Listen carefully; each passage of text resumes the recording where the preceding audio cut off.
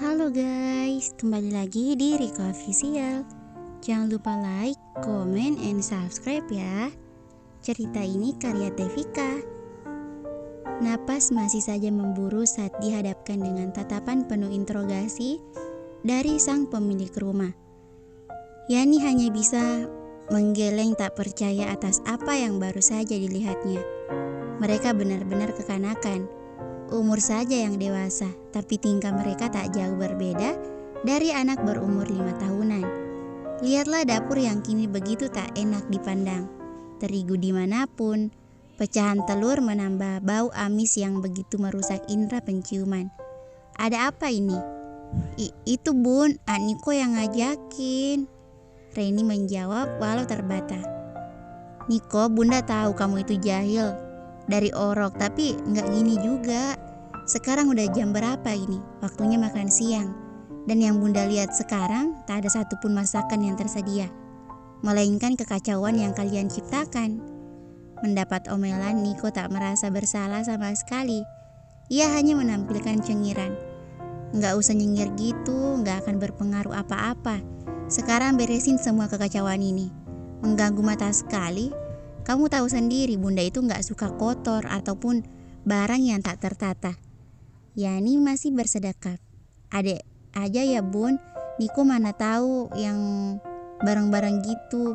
Aku cuma tahu buat kotor aja. Mendengar itu Reni hendak protes tak terima. Jelas saja ia tak bersalah di sini.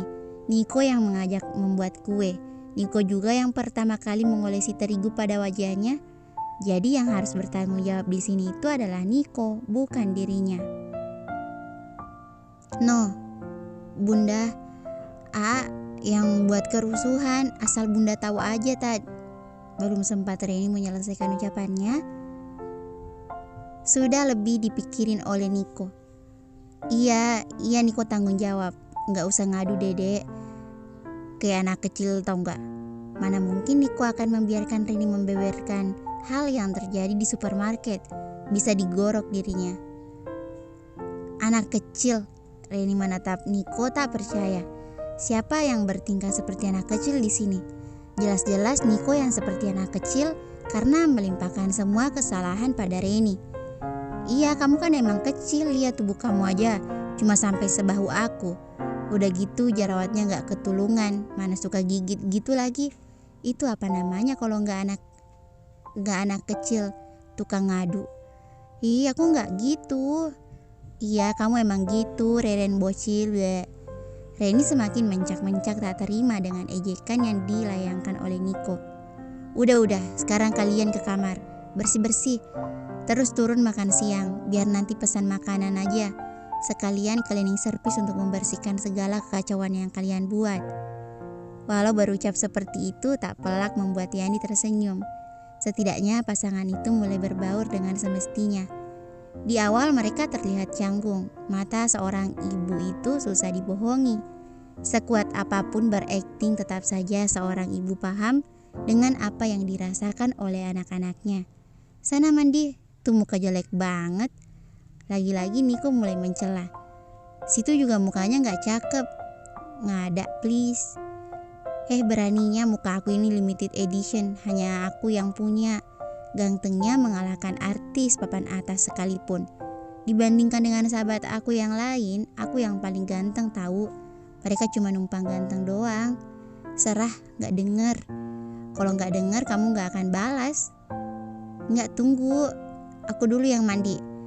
Nah kan, sekali lagi mereka bermain kejar-kejaran. Jika tadi mereka karena masalah terigu, maka sekarang mereka berebutan kamar mandi. Gue duluan Reni tak mau kalah. Bahkan kini berdiri berdampingan dengan Niko yang memiliki tubuh lebih besar darinya di pintu kamar mandi. Berlomba siapa yang akan masuk duluan. Enggak, pokoknya gue dulu. Badan gue udah capek banget ini. No way, gue yang duluan. Ngerti ladies first kan? Niko tak mengindahkan. Ia malah semakin menekan tubuhnya. Gak bisa masuk ke dalam kamar mandi terlebih dahulu. Namun tubuh Reni cukup kuat untuk menahan. Bukannya Niko lemah, tapi jika ia menggunakan kekuatan yang lebih besar, bisa dipastikan Reni akan terpelanting. Niko menyerah, ia harus mau mengalah. Wanita itu jika semakin dilarang maka akan semakin memberontak. Tapi tunggu dulu, sekelebat ide mulai berkeliaran. Jika di film-film, pasti akan ada animasi lampu di samping kepalanya, menandakan sebuah ide brilian. Oke, lo duluan. Niko memundurkan tubuhnya, dan Reni mulai ngacir untuk mendapatkan giliran lebih dulu. Baru saja hendak menutup pintu, lantai yang basah dan licin membuat ia mau tak mau menarik tubuh Niko masuk ke dalam kamar mandi dengan cara tak etis. Bruk, biur. Pintu tertutup dengan keras hingga menimbulkan bunyi bantingan, dan tubuh mereka yang terjatuh dengan posisi tak baik semakin menambah kesan drama. Ya, mereka terjatuh ke dalam bathtub secara bersamaan. Niko yang berada di bawah dan Reni yang menindih tubuhnya.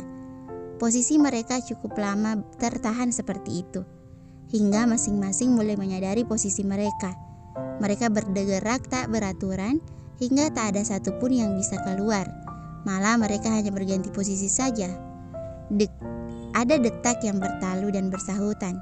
Ada getaran yang berbeda saat mata mereka bertemu pandang sekian detik. Tidak. Itu tidak boleh terjadi, atau mereka akan kalah dalam pertaruhan ini. Tapi Allah Maha membolak-balikan hati manusia. Suka bisa jadi benci, dan benci pun bisa jadi cinta. Itulah Allah sangat mudah untuk kembalikan hati siapapun. Lo sengaja ya? Sentak Niko seusai ia bisa keluar dari dalam bathtub itu. Fitnah, ini fakta pinter, lo yang narik gue sampai masuk gini. Oh, gue tahu pikiran lo kotor juga ya. Gue pikir lo itu orangnya polos. Taunya pikiran kotor juga. Awas lo jatuh cinta sama gue. Lo kali yang pikirannya kotor. Cowok mana ada pikirannya bersih. Yang ada hanya mesum belaka. Ngaku aja lo, tadi mata lo jelalatan liatin dada gue kan? Niko tergemap. Bukan hanya itu saja yang sempat tadi ia perhatikan, melainkan wajah wanita itu juga tak luput dari pandangan. Mata lebar yang senantiasa memberikan tatapan mematikan, hidung kecil, dan bibir tipis berwarna merah muda memanggil-manggil untuk disentuh. Apa tadi? Pikiran kotor macam apa itu? Tidak, ia tak boleh berpikiran seperti itu, apalagi ini tentang Reni. Jika wanita penggoda sih tak masalah, toh memang menggoda untuk dijamah. Namun Reni tak masuk kriteria. Tubuh mungil, mana mulut kayak mercon, merepet mulu. Intinya Reni bukan tipe Niko banget.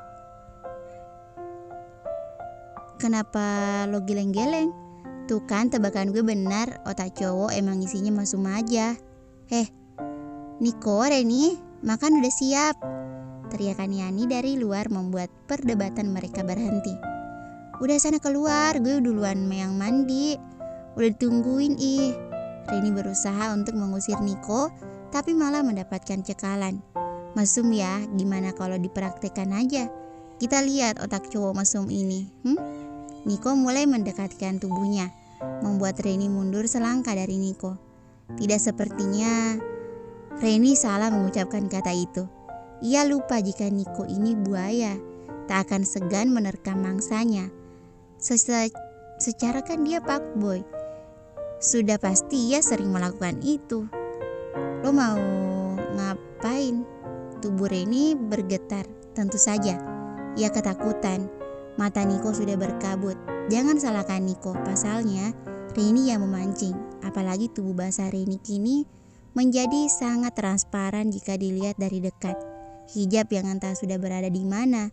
Reni benar-benar menyerahkan dirinya pada predator.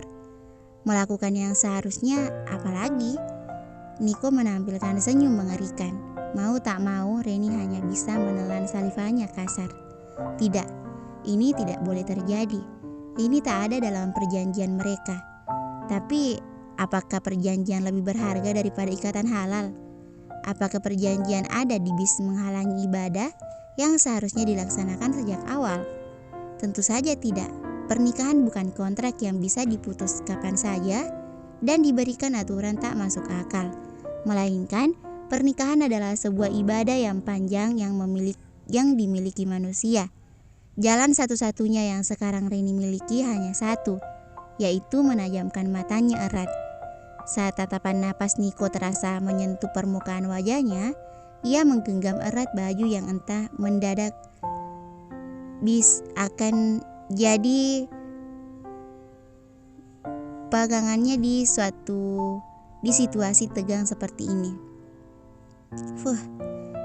Sekarang siapa yang mesum?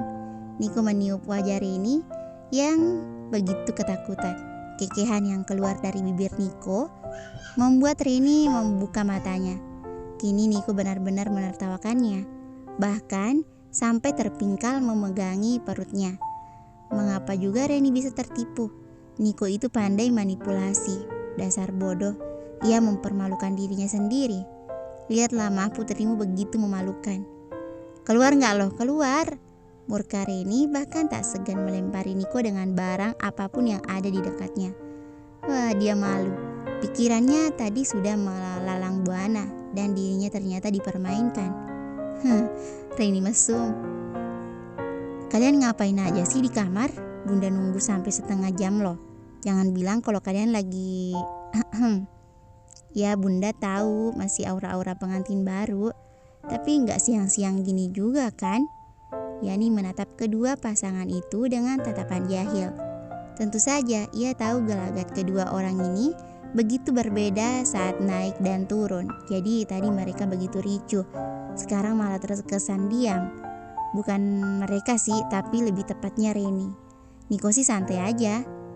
Jangan ngaco Bunda, kita juga tahu waktu kali. Jangan dibicarakan, entar ada orang yang mikir mesum. Aku gak tanggung jawab loh. Niko berekspresi seakan bergidik ngeri dan melirik Reni dari ekor matanya. Iya, Bunda tahu, lanjutkan saja makannya. Kembali mereka makan dengan lahap, hingga suara Niko kembali memecah keheningan. Oh ya Bunda, aku mau bilang kalau aku sama adik bakal ke Pontianak. Kok mendadak? Kapan? Reni menyalah, pasalnya ia tak tahu menahu pasal ini. Aku gak ngomong sama kamu ya. Aku ngomongnya sama Bunda.